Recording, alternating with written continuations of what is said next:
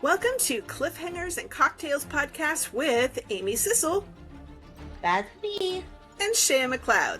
That's me. USA Today best-selling authors of paranormal women's fiction, among other things. Brought to you by the Caftan Coven. Today is a very special episode. Just like an ABC after-school special. Except better. Yay! Because today we are celebrating Shea's full deck birthday. She's 52. And we are going to have some birthday shenanigans. Is that a witch hat? Or... Yeah, that was a witch hat. Party witch hat. Yeah, party witch hat. We're also going to have a special drink, talk about some books, and a little bit of witch business. Yeah. So let's get into this whole celebration. I am so excited to celebrate. I have been holding off on drinking my birthday celebration until we started celebrating with all y'alls out there. Yeah. But Shan, do you want to go ahead and get us started with your affirmation? I will. I have a special affirmation, and if anyone wants to take on this affirmation for your own birthday or even your unbirthday, feel free. Today and every day, I will celebrate myself. Yay! I think it's really easy to put ourselves to the side. And I love that. And just sort of like minimize our own accomplishments, minimize who we are, make ourselves small. And I think that's really important. And as I get older and older, I sort of embrace this whole thing that we need to celebrate ourselves. We need to celebrate each other. We need to celebrate our accomplishments. We're cool. So we are very cool. So cool. We're so cool. And, everything we do, it's important. What we do is important. And our accomplishments are important. And our space in the world, it's important for us to take up our space in the world. And so today and every day, I will celebrate myself. Woo! Yeah, and I'm excited. Yay. So that's my affirmation, not just for today, but for the whole... Every day. Every day. Yes. Every day. Every day. Awesome. For my full deck birthday. I've literally never heard it called that before. This was the first time. I hadn't either until my partner, he was like, it's your full deck birthday. And I'm like, what now? And he's like, a poker deck has 52 cards in it. And so it's your full deck. You're finally playing with a full deck. And I'm like, ha, ha, ha. And now he's buried in the backyard. No, he's not. Well, you're not supposed to say that out loud. We are recording. Well, since he made this cocktail... No one will find him. It's a swamp out there. But he did make me this cocktail like just a few minutes ago. So he's very much motion, like a lot of motion for a dead person that's buried. You know what? She did not. He's not him. Dead. He's not dead. Yes. He's not buried. He's very much alive. Yes, indeed. I mean, I haven't seen him in months, so I do know true. For sure. It's true. But he says he made her a cocktail, but do we know? No, we don't know. No. I don't know who made the cocktail. It's a good thing. Like, I've seen him since, like, July. Actually, last time we were recording... No, August. Oh, yeah, probably. Although last time we were recording, he, like, when we were recording and I was downstairs doing the cocktails, he came in to say hi to you but you just clicked leave. So you missed him by a fraction. Sure, that's a likely story. Says everybody to Keith Morrison when they're being invested. Anyway, yes. Yeah. Okay. Alan is fine. Alan's fine. Hey, Alan, probably. Yeah. You are playing with a full deck, and yes. Your birthday is February 7th. Yeah. And which aren't you so proud of me? Because last year I had literally thought it was I thought it was February 8th until last year. and then it turns out it's the 7th. And so I'm very pleased that I remembered it. Yay! Not because it's on my calendar. But you're an Aquarius. I am an Aquarius, yes. The water bearer. Although it's an air sign. Aquarian. Yeah. I guess so. Actually, when you talk about like what Aquarius, like a lot of the, I was gonna say symptoms of Aquarius. Okay, you know what? That's actually probably very accurate. I do have many of the symptoms of Aquarianism. Okay, wow. Yeah, as we were talking about earlier, they just upped my HRT because I have been nuts for the last few weeks. Symptomatic. So, yeah, very symptomatic. Yes. So, yeah, so the water bearer, like the Aquarius, it symbolizes or represents innovation, intellect, and humanitarianism, and it's an air sign, which I've always been really drawn to. Like, I love the wind, like a windy day. I love a windy day. You would be enjoying us here lately, as it has been very windy. Aha. Windy. Yeah. Yeah, I've always enjoyed the wind. So it's like, and then they're ruled by Uranus and Saturn. You said Uranus. Yeah, they're ruled by and Saturn. Uranus. Uranus, or as the British say, Uranus, and it's like, that's not better. It's not better. It's like the difference between urinal and urinal. Yeah, pretty much. Urinal cracks me up, but yes, Uranus. Yes, Uranus is in charge. Yeah. And but also Saturn. So it's really interesting because I was literally talking to my friend Lauren, who does astrology, and we've talked to Lauren before, and we were talking about the differences between Saturn and Uranus. And like Saturn is the very like clear thinking, you know, moving ahead, getting things done. And Uranus is sort of the woo-woo, sort of following things get kind of murky and you think Uranus is murky? My Uranus is murky. And like you know, like spiritual, and like you're kind of in this sort of spiritual sort of not old enough fog. This is like, yeah, well, okay, I'm probably explaining it really badly, and also I have the humor of a 12-year-old. So Aquarians are known for being eccentric, independent, progressive, and focused on community. You do have some of those symptoms. I do have some of those symptoms.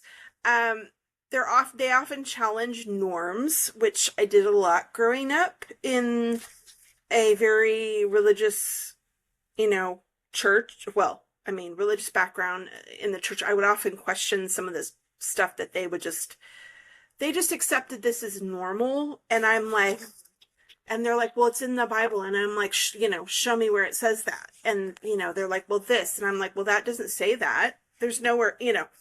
I would just always question things, like, because it didn't make any logical sense whatsoever. And like, I nonplussed some people. People were nonplussed by me. So I definitely have that Aquarian symptom. And they sometimes appear aloof, which I've had people accuse me of that, which people who really know me find that really funny. Yes, I wouldn't call you aloof. Yeah, I'm not. But I guess I can kind of appear that way because, you know, I might stand back a little bit initially until I've kind of sussed out the situation, and then once I get to know you, all bets are off and you're stuck. That part is true. They tend to live in their own heads a lot, which that is certainly true. But then that's sort of a writer's thing too. I was like, I bet most writers feel that way as well. Definitely. And I have like a lot of my Clifton strengths, like input, intellection. Those are all like thinking strengths, and they're all like, so I do have to spend a lot of time thinking things through. They're driven by the greater good in making a difference. They value mental connection and freedom. They seek knowledge and enjoy deep, thought-provoking conversations, or sometimes they giggle about Uranus jokes. That might be true for all signs as well. I know. Even though your birthday's in February. They tend to seek out partners, and I would say not just romantic partners, but also like business partners, friends, who appreciate their uniqueness and in fact embrace their unique weirdness because they can struggle with overly emotional expression, appearing detached, which I can be that way sometimes, I think. And sometimes I'm like overly emotional. So there we go. Balance in all things. Of course, I have a Leo moon, so that explains a lot. And an Aries rising. So I have a lot of fire drama in my. I live with an Aries, so yeah. Drama. Yeah. You have a little. They're able to see people without prejudice, and this makes them truly special. Although they can easily adapt to the energy that surrounds them, Aquarians have a deep need to have some alone time away from everything in order to restore power, which is true because I am an introvert. A lot of people mistake introversion, for being shy or whatever, and it's like, so when I tell them I'm an introvert, they're like, but you're not shy. And I'm like, introversion has nothing to do with shy. It's just about how you get your energy. And I get mine from being alone. But I enjoy people. Some people. A few at a time. A few at a time. Not a lot. I don't like big crowds. Although I like, I don't mind like performing to big crowds, like giving a talk or something. That's my inner Leo. Loves that shit. Loves that. It's not Uranus, no. Uranus doesn't like to be up on stage? Probably not. It kind of probably likes to be more in like a drum circle around a bonfire at the beach, like summoning spirits or something. Yeah. I think that's my Uranus is a little woo-woo. Uranus is woo-woo. My Uranus likes the drums. Uranus is woo-woo, yeah. So for fun, I looked up Aquarius and Pisces in friendship since someone, not me, is here. Is it over because of all the Uranus jokes I've just said? What this next paragraph is going to say? Absolutely. I'm done with you because of your Uranus jokes. I thought it would be a little. I can't believe Uranus ended our friendship. I'll stop my friendship. Please tell me about our friendship. Yes, let me tell you about our friendship. I just thought it would be really, really fun to look up friendships and business partners, like how Aquarians and Pisces work together. So so as friendship, Aquarius and Pisces are a complementary pairing of intellectual air, which is me, and emotional water, which is you. So they blend Aquarius's innovative ideas with Pisces' deep intuition, creating a unique bond with big sibling energy. We've got big sibling energy. Do we?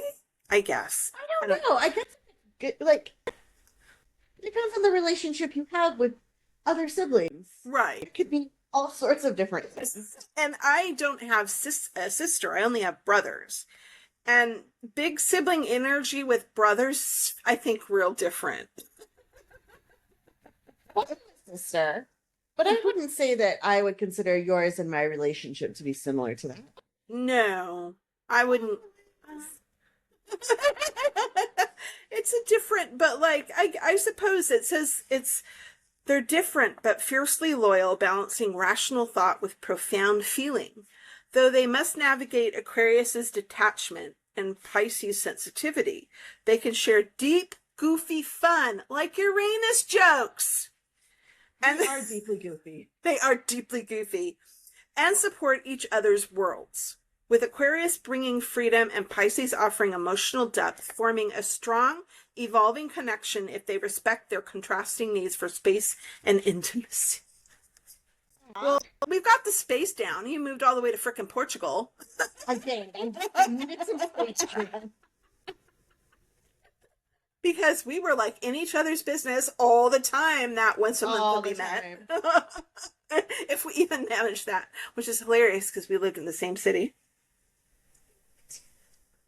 But you know, shit's going on. Sorry, stuff is going on. I have to watch my potty mouth, don't I? But a little bit. All the time. I swear like a longshoreman. It's bad. So Aquarius and Pisces make surprisingly good business partners. I'm actually not surprised. I'm actually not surprised either. Like, it just didn't, I think from the first time we met and then we started planning this, it just felt like a natural, it felt natural. Like, it didn't feel like any, like there would be any surprises as far as how we ran the business or how we got along running the business, or like we've really naturally fallen into like the roles that are good for our strengths. And so it's interesting reading about how this business like what the stars say about how our, because it's not totally accurate. Like, I mean, it is a little accurate in some ways, but it's like it says that it balances Aquarius's innovative logic and big picture strategy with Pisces's empathy, intuition, and creative depth, allowing them to blend intellectual problem solving with human understanding to develop unique solutions. Which I think that part is certainly true. Because we each approach things from a slightly different way, but very complementary. And at the end of the day, I think we have a lot of the same values, and you know, we have the same goals, so it works really well together. Though they must navigate Aquarius's detachment. What the frig is with this detachment stuff? Versus Pisces' emotional needs and different communication styles. I mean, I think we communicate really well, actually. I mean, maybe occasionally we have to clarify something or whatever, but Aquarius brings the how, systems, and tech, which I think is hilarious, because in our case, it's the Pisces who has the tech know-how. I'm like, I have zero clue how to do this, but I want to do this. So I think that's pretty funny. And Pisces, the why, purpose, and people. But I think we both do that. We both have that. And I came in with a big why, and I have no idea. And like, you had a why, but you had you know what to do. And so I naturally fell into doing the parts of the business that, you would be perfectly capable of doing the parts that I do, but I am not perfectly capable without some, learning some, to do what you do. And it's like, it's all nice, but we like fight. I secretly poison from long distance no, I'm kidding. No. I moved to Portugal to get away from her. Yes. I just want to end up another body in her back garden. I will say though, our back garden, so I think it's because it's swampy, but like, I have had potties in the back garden. Not human ones, but like... Thank goodness. Or so you say. Or so I say. But like, wildlife. But they were not human. I want to be very clear. Okay. A very reliable narrator at that moment. I'm sorry, Grandma. I love it. Let's move on. Tell me about your, all that stuff. The crystals, the flowers, the birthstones, the trees. I know. I didn't know that I had a birth tree, but apparently I have like 4 of them. So everyone, you always heard about your birthstone. So of course, February is amethyst, which is a purple quartz known for promoting peace, clarity, intuition, and calm. It also symbolizes royalty and spiritual wisdom, which of course I'm very royal and very spiritually wise. As are we both. As are we both. With historical significance for protection. Amethyst is believed to bring the wearer courage, clarity, and quick wit. I mean, my quick wit is totally natural, but, it never hurts. It's just enhanced. It's just enhanced. Exactly. And, violets, I always knew that violet was the February flower, but apparently primroses are also a flower for February, which that I didn't know that. But in the Victorian era, a gift of violets and primroses was a declaration of love. Whoa, you gotta be careful with stuff like that. I know. Which makes sense. These are the harbingers of spring.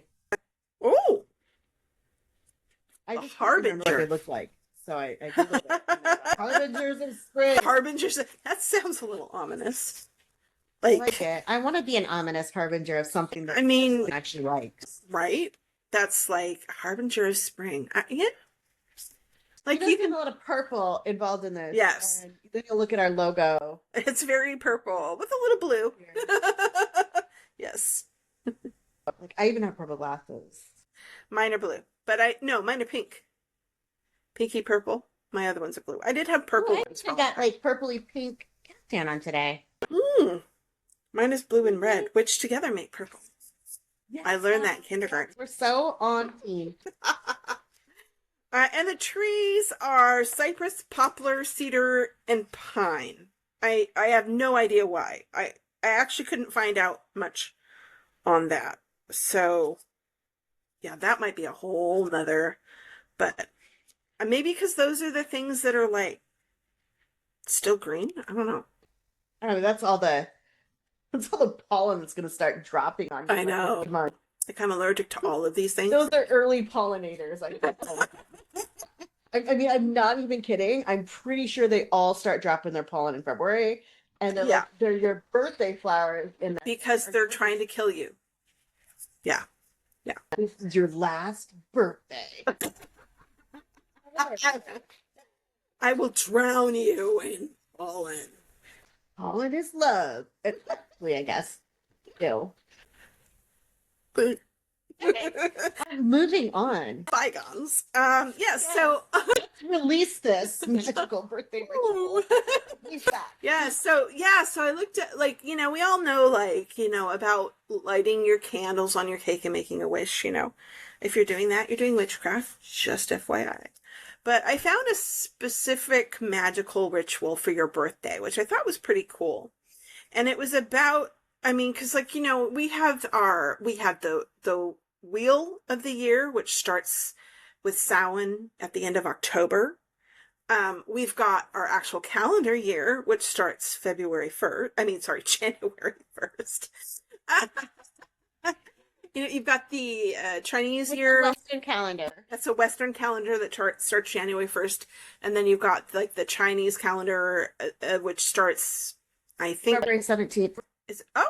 Okay. It moves around, doesn't it? Yeah, I think it does. Yeah, it's usually right around this time. And right now that I've said that, let me just double check because I want to make sure that I didn't randomly say the wrong date.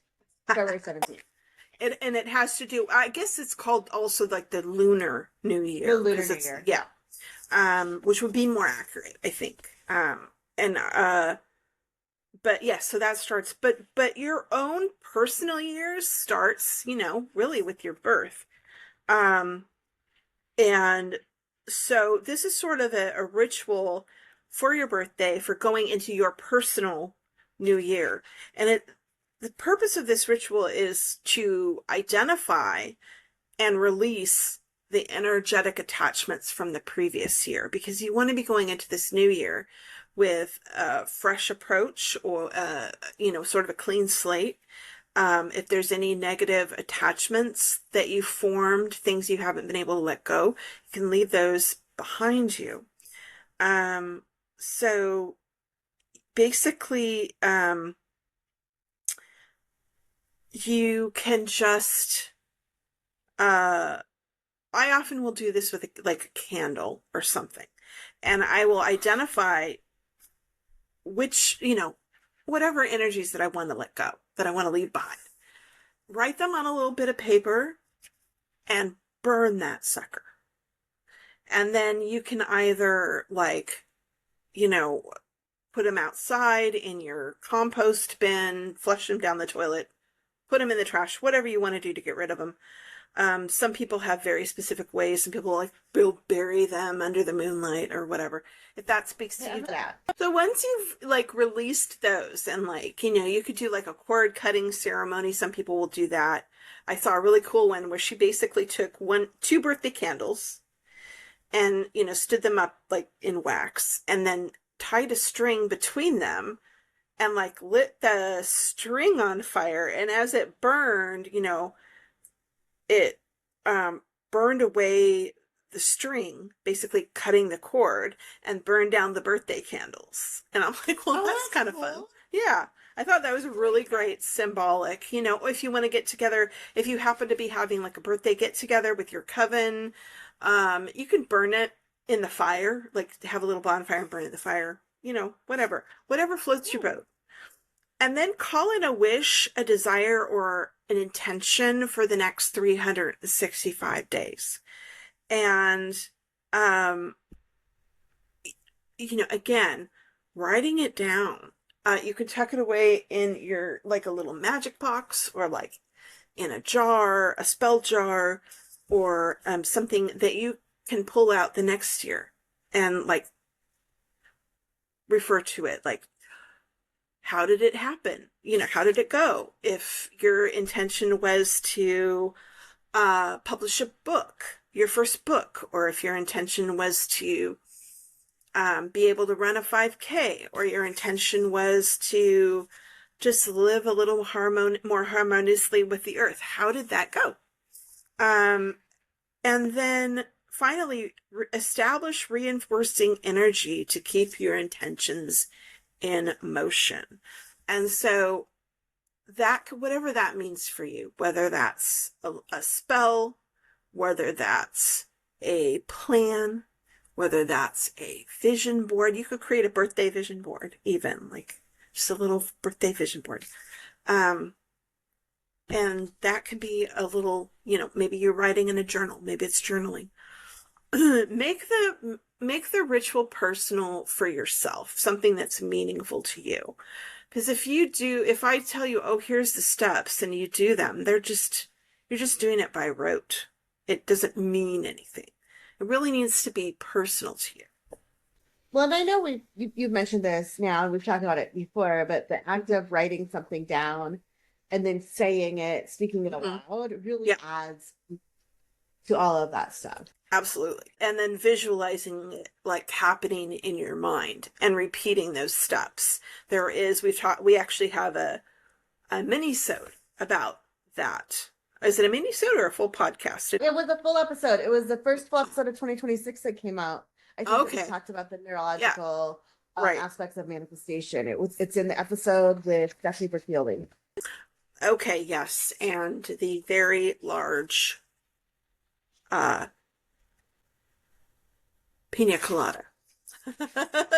See where you were going with that, and then you started out with I was buffering. Pina colada. There we go. But today we are not drinking a pina colada. I don't have a big enough pitcher. Today we are drinking my favorite beverage and the favorite beverage of one of my favorite characters that I've written, Lady Rample. It's called the Aviation. And it's funny because when I first started researching Lady Rample, I thought she should have like a signature cocktail that she drinks all the time. But of course, what ended up happening was I found so many drinks that were so much fun. I ended up having like a theme drink, like a drink in every book, a new drink that she's drinking. And of course, I have to research them all for science. For science! But the first one I stumbled across was the Aviation. I'd never heard of it. It was so cool. It was really popular in the 20s and the early 30s, like when Aviation was like this big hit. And of course, it involves gin, which gin was like very popular. Well, it should be. As well it should be. And so, in fact, there was a lord and lady, somebody or other, over in England that when they would have cocktail parties, they tended to have a signature cocktail, and they would just have that cocktail and serve it to everybody. Yeah, And no, you should do it that way. exactly. And they had lots of cocktail parties, this lord and lady. And apparently their favorite was this Aviation. And so people would go knowing that's what they were going to drink. So, so of course I had to research it. And we went to the Westgate Bourbon Bar out here, and I asked. Oh, I've been there. Yeah, it's really. Yeah, you were there with me, you and Chris. That's right. Yes, we came out and hung out with you. Yeah, that was super cool. When he was alive. And I asked the bartender, "Do you know how to make this?" And he's like, "Oh yeah, sure. What gin do you want it with?" And I'm like, What do you recommend?" And he's like, "Oh, I recommend this one." And I'm like, oh. He's like, "It's more expensive, but it's really good." And I'm like, "Okay, let's go for it." And it was delicious. So now my butler, aka Alan, makes these for me all the time. And the energy of this drink is celebration, protection, renewal, and luck. So what better? Those are the things that I love to have in all of my magical rituals. So it's a super simple recipe, really. It's 2 ounces of gin. Now they would have probably done it with like a London dry gin back in the day, like, Beefeater or something. But I use Botanist, but you can use whatever gin is your favorite. Roku. Ooh, Roku. 3/4 ounce of lemon juice. Fresh lemon is best, but real lemon is fine. 1/2 ounce of maraschino liqueur. When you said real lemon, I'm like, what's the difference between fresh and real? Real lemon, the brand name of the is lemon juice. Yeah. It's yes, okay. if you're gonna use like lemon juice that's in a bottle or whatever, try to get one that is just purely lemon. Having a good quality lemon juice actually makes a huge difference in this drink. Me, what they're just in season right now, so fresh is easy. when I want to. That's so cool. I love that. 1/2 ounce of maraschino liqueur. The only brand I know of is Luxardo, but I'm sure there's other brands. 1/4 ounce of crème de violette liqueur. We actually probably go a little heavier on that because we really like crème de violette and ice. And so you basically throw everything in a cocktail, give it a good shake, strain it into a coupe glass, and garnish it with like a cherry or a lemon twist. And if you can't find crème de violette, there are alternatives like crème Yvette or boule parfait amour. You can also try like violet syrup or homemade crème de hibiscus. Or you found something interesting. Well, I went to go buy some crème de violette, liqueur. What is it? Oh, liqueur de violette. Bitter Truth is the brand. Okay. And they were sold out at the store that I went to, or they didn't have it in stock. And so I was talking to the person, and she recommended that I get this other stuff, which is called. I had a tab open so I would remember, and then I closed it because I'm a dumb head. We'll sit in our chat it is a Flora de Medruno email, which is Medruno is a berry of the arbutus tree. It's the strawberry tree, and mel is honey. So this is from the Azores in Portugal, and so it's a brandy liqueur made with these berries from the arbutus tree, arbutus tree, strawberry tree, and then with honey. Cool. And the tree was named like during the Roman era, and it was edible but without great interest. From the Latin unum, I'd only eat one. That's hilarious. But there's a lot of like this tree it sounds really interesting, and it's one of the few things that blooms or that berries and flowers at the same time in the autumn. Interesting. So it's got a lot of significance because of that. It's been used in Northern Africa and the Mediterranean for millennia, since ancient times, it says. And the spiritual uses are for protection, and renewal, ancestral, communion, Celtic rites. And then it's also been used as a diuretic, anti-diabetic, antiseptic, antibacterial, antifungal, astringent, anti-hypertensive. It's just real good for you. Wow. And the wood makes very good wands. And the leaves are good for purification. That's super cool. So it's really picking up a lot of those. It's picking up a lot of those properties that the violet has, which we'll go over in a minute. Yes. Yes. So that's really cool. And I didn't have maraschino liqueur, but I made my own cherries. What do you call them?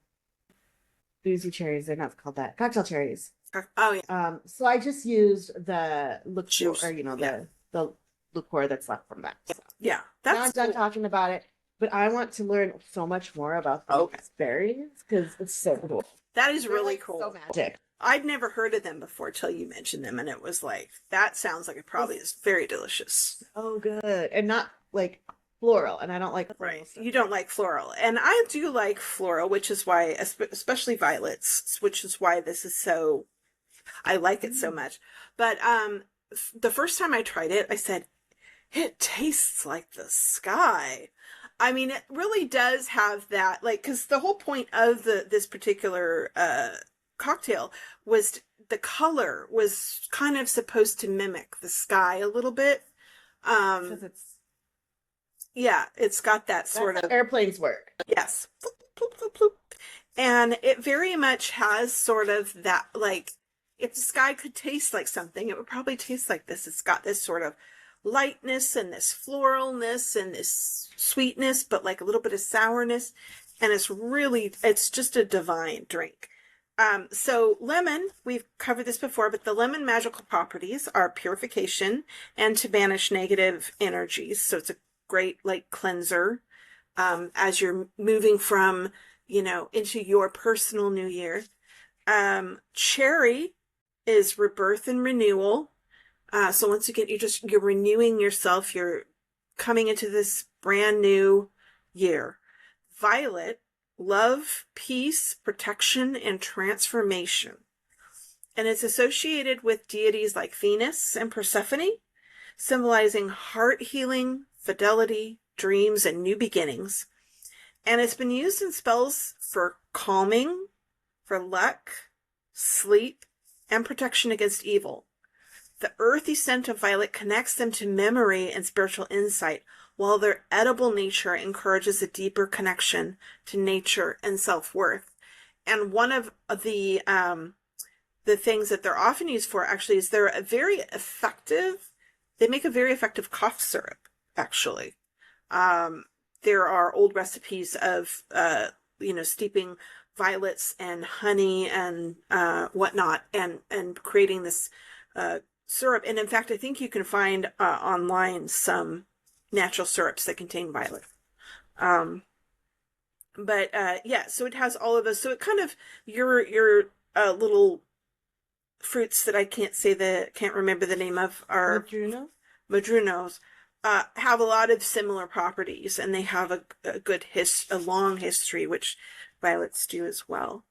And then, of course, Madruno, and they make it into liqueur. It's just arbutus. Yeah. Arbutus. Okay, your little arbutus berries. And then gin magical properties. I'm drinking Botanist gin. If you've watched our mini pod on base liquors, you will remember that gin it carries the magical properties of all its ingredients. So while the main ingredient is always juniper, typically, hence the name gin, different gins are going to have different blends of things, which is going to create different sort of magical properties, if you will. So the Botanist gin, and I was like, wow, this is amazing. It has 31 botanical. So there's a lot of magical stuff going on there.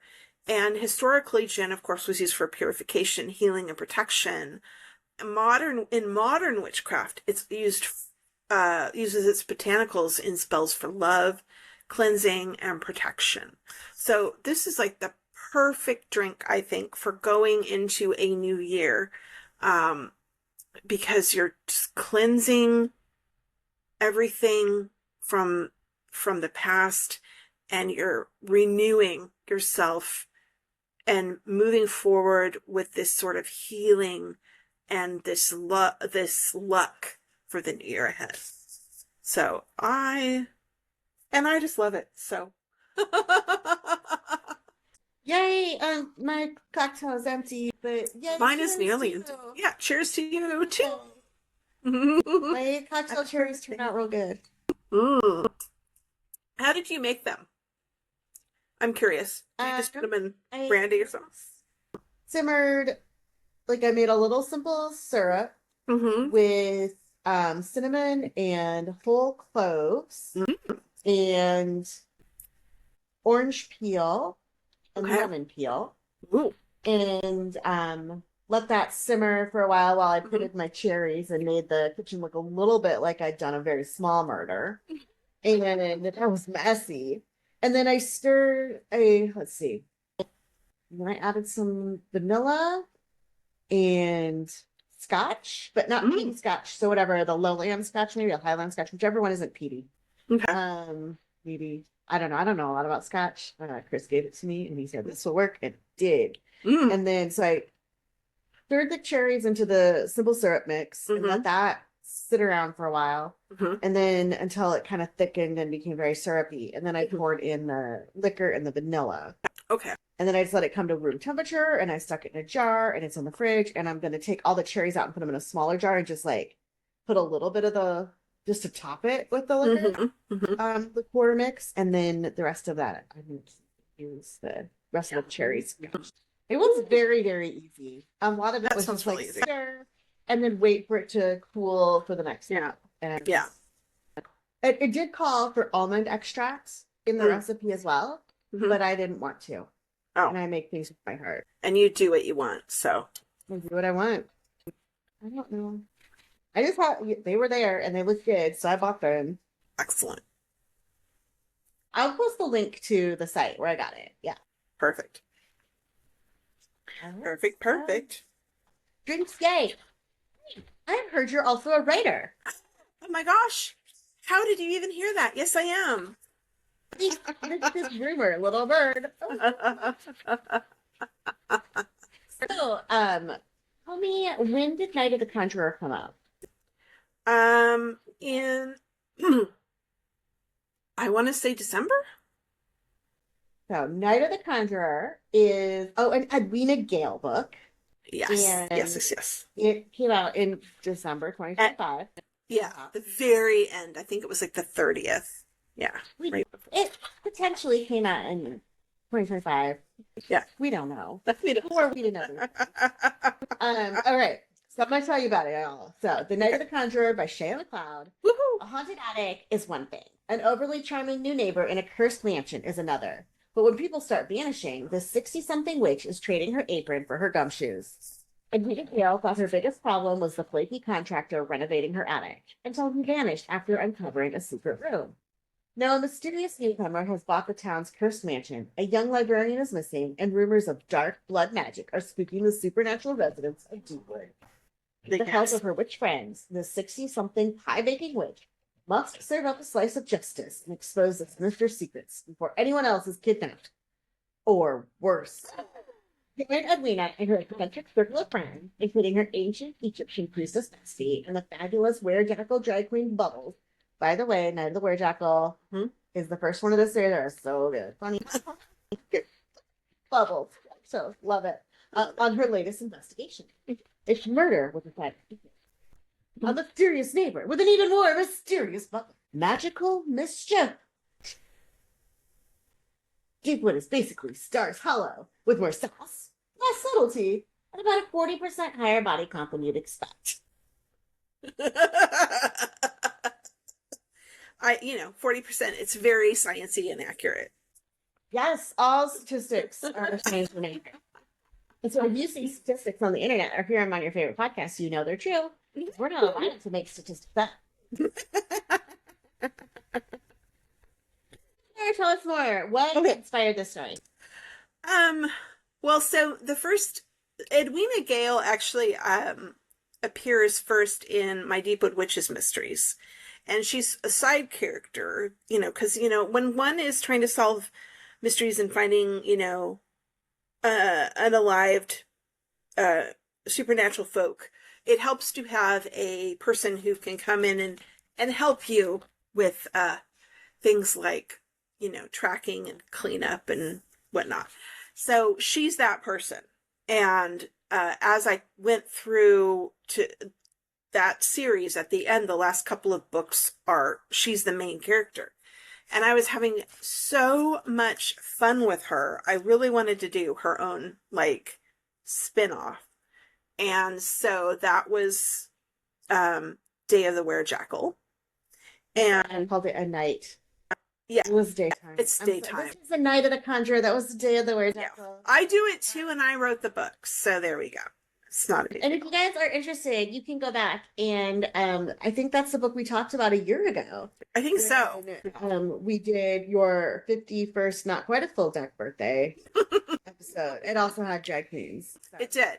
Yeah. So the first book is sort of, there's a traveling drag show that comes to town, and one of the drag queens is unalived, and so Edwina and her boyfriend, who happens to be the chief of police of Deepwood, are trying to solve this mystery of who, you know, and then Bubbles Von Booty is of course the drag queen. It comes back to Uranus. Exactly. So she ended up, I had so much fun with, you know, writing drag queens into my show because I love a drag show. I love big drag queen energy, and I had so much fun. I didn't want to let the drag queen like thing go. So Bubbles got to stick around and become part of Edwina's entourage. I actually had the title Night of the Conjurer before I actually had a plot. All I knew was there would be a conjurer involved. And so as I kind of noodled about, and it sort of started taking place, or started coming together in my mind slowly but surely. And of course the first draft was, you know, a hot mess, as it usually is. And then I began the rewrites. It began clearer and clearer. So it was just like, it literally started from the title. I had the title. I knew what the title was going to be. And I knew there was going to be a conjurer. I wanted drag queens involved. And Edwina was going to be her usual badass self, baking pies, eating donuts, and solving supernatural crime. So there we were. I love it. Oh. When this series was picked up for television, who do you want to play Edwina? Oh gosh. That's difficult. I mean, so Edwina's in her 60s, and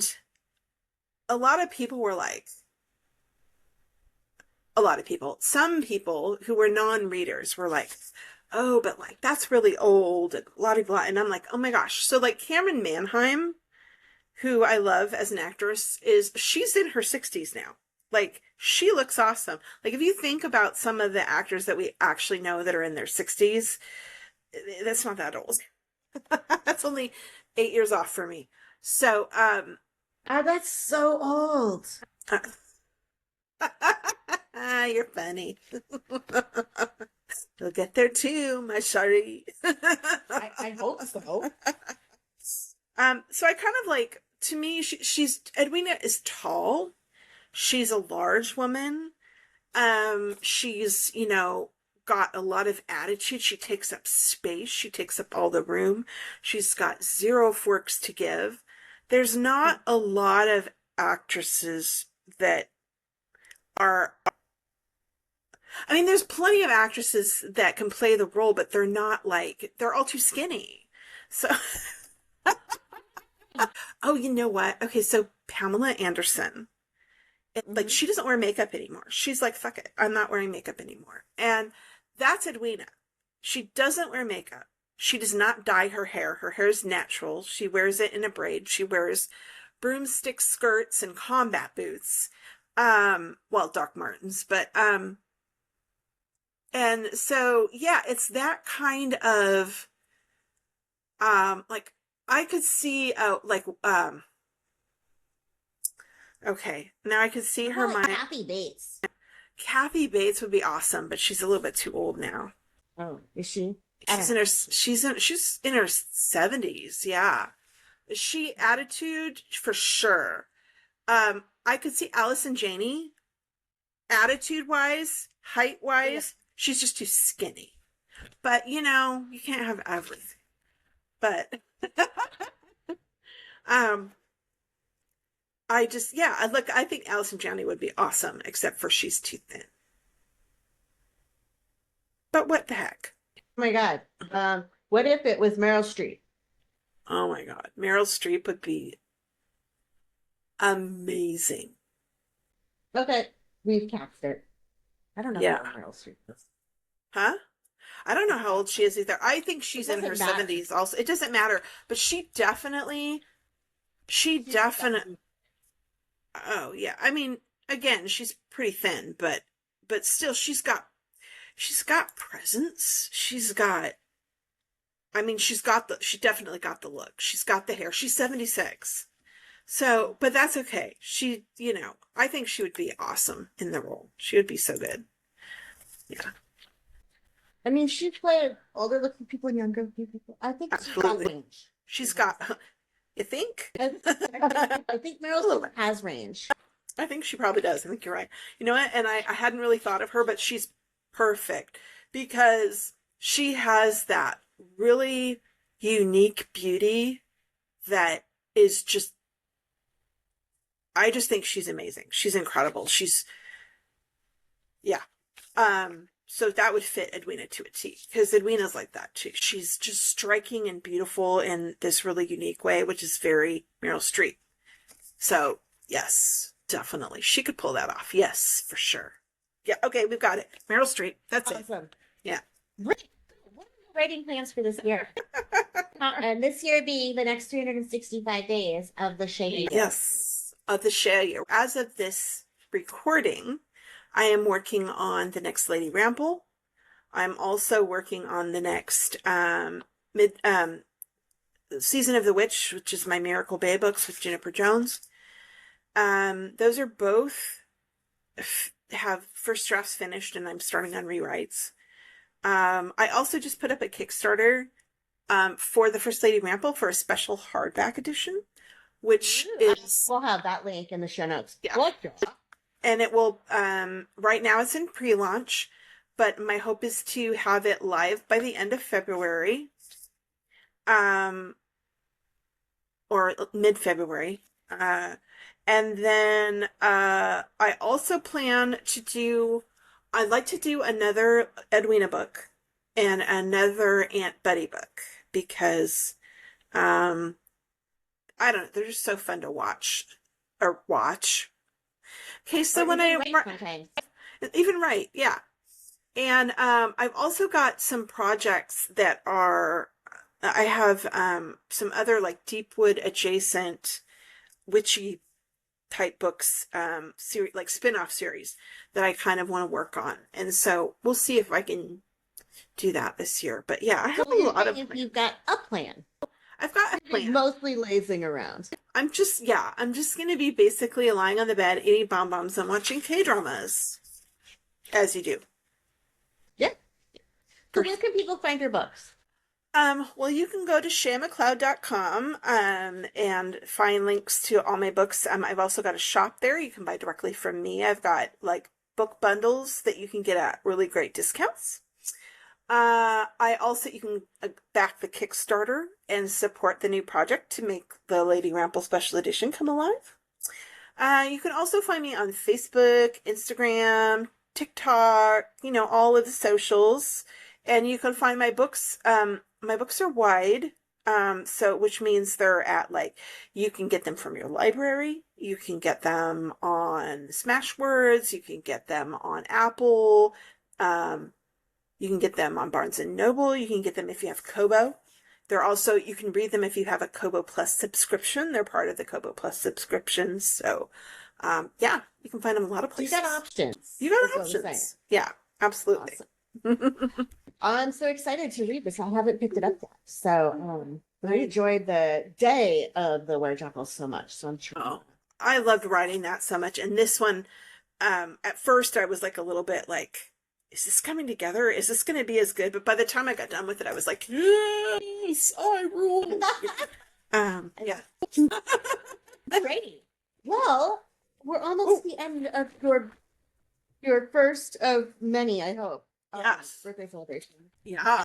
Like of many. Okay. And then like the next couple of weeks between recording and your actual birthday, my drink is gone. What do we have for an oracle / tarot card? Okay, so the funny thing was when I was setting up my Kickstarter, this is my first Kickstarter I'm going to be running, but apparently I have spent a lot of money on Kickstarter in the past because I am considered a super backer. So they like immediately approved my Kickstarter for pre-launch, which I thought reliable. Like, yeah, you spend enough money. We think you're going to do what you say you do. So this was one of my mini backings. It's called the Mythweaver Tarot. It's so pretty. And it's so pretty. It just comes in this little black box with this morning glory, blue morning glory on the front. And it has a little book that also has a little botanical on the front. I'm unsure what flower that is. But it's by Lilania Simone is the name. And the cards are gorgeous. They're kind of a sort of a plasticky kind of feeling. And they're black background with these little pink old-fashioned roses. They're so pretty, I know.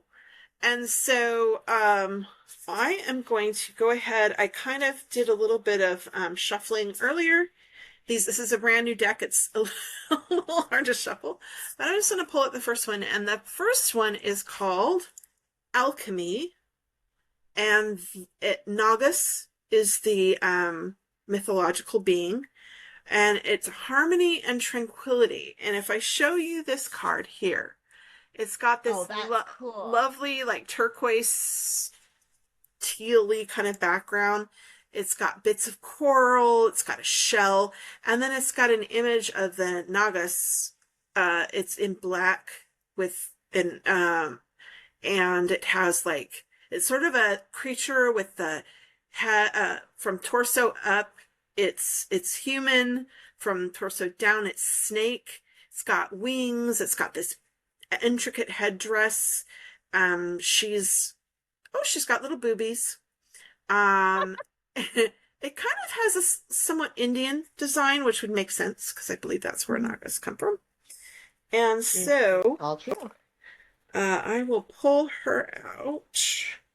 And it's called the Alchemy is the name of the card.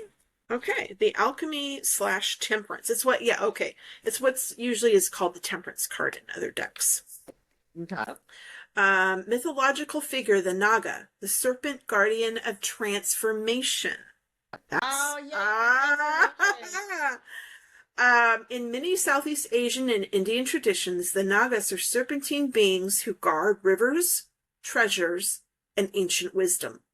They're protectors of sacred thresholds, beings of transformation, fertility, and balance between elemental realms. The Alchemy invites you to bring together what once felt separate. This is a card of integration, healing, and the subtle magic that comes when you tend to the in-between. Just as water carves stone over time, your gentle persistence creates lasting change. Honor your... Huh? I got excited. Honor your rhythms. Align with what nourishes your body, spirit, and vision. When you move from harmony, transformation flows with ease. The shadow of this is fragmentation, impatience, or avoiding of wholeness. Beware of the temptation to rush healing or to bypass discomfort in pursuit of peace. That is Ooh, wee. I love that. That is great. That is a great card, and it goes perfectly along with what we've been talking about today with renewal and moving forward and leaving the old behind. I'm going to take a picture of this while I'm thinking about it. So it'll be in our social media when this episode, right now, if you are watching and or listening to this, you can go to Instagram and see a picture of this or Facebook. One or the other. Both if you want, Consume us in as many ways as you want. Ooh, listen on your favorite podcast thing. Watch on YouTube. Yes. Our posts on Facebook. Mm-hmm. Then communicate with us. Indeed. And subscribe. We subscribe, like, share, review, and comment even. Let us know you're live. And you can sign up also for otherwise Shéa will take care of that in her backyard of fogginess. I do have a backyard of fogginess. And be sure to sign up for our newsletter too if you like, and we'll let you know when new episodes are out. I often will include like the links and recipes and things in those newsletters as well, so you can have a copy in your inbox. And go ahead and check out the show notes for all the steps. All the stuff. Read my book. Read my book. Happiest birthday, Shéa. Thank you. Yay me. And we'll see you next time. Until then. Bye, y'all. Do it. Cut this part out, but what if you ate it and then it baked it into a cake? You could get Uranus involved in the back end. You could. Good. Good. It's okay. Yeah. You can't help yourself, can you? This is hilarious. I'm cutting all that out. Okay. All right. Well. About the birthday. I'll keep my mouth closed.